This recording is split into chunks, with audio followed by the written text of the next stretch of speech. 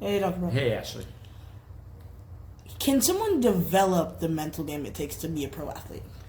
Yeah, the mental game is learnable. I mean, I do think that, some people are a little more gifted than other people. Some people are going to jump on a grenade in a foxhole, and some people will, literally, break down and cry. So I think there is a big separation between some people that are more mentally tough, by the time they're an adolescent than other kids, right? So, but a lot of it can be learned. You can, gradually expose yourself to uncomfortable situations and develop the toughness and train your mind. Martial arts is a great way to do that.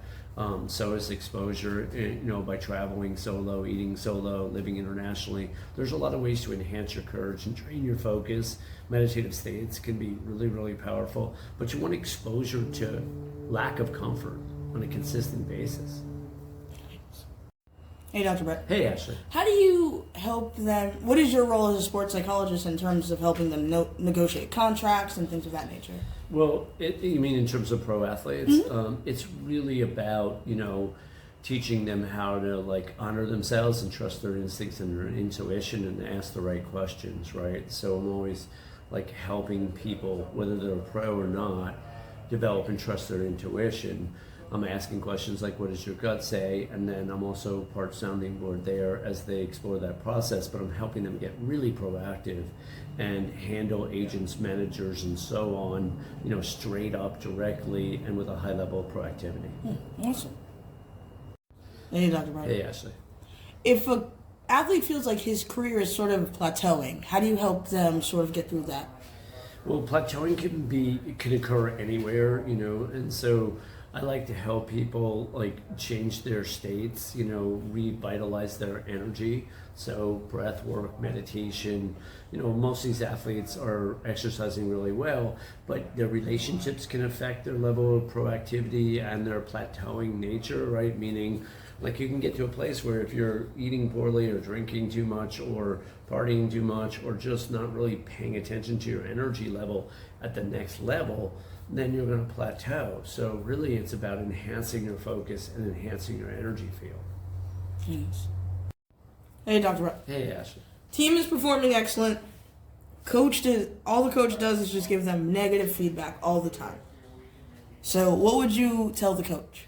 Yeah, so that's not uncommon, and I do have coaches that I coach, but in that case, if the person doesn't, if the kid is like a team captain or something, he can actually have a personal conversation with the coach or a series of them to let the coach know in really decent ways that, hey, what are we doing right here? So, that's something that can be addressed. It's not easy because people are often fearful in situations like that.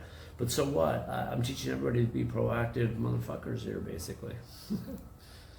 Hey, Dr. Brown. Hey, Ashley. What's something that surprises you the most about dealing with people's mental game? Just how hard it is for almost everybody.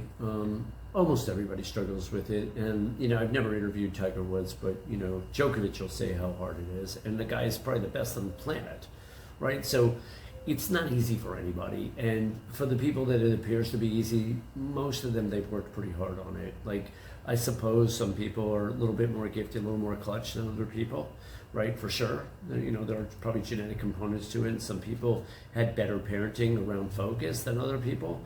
But regardless, the better you get, the more enhanced your focus is, the more you work at it.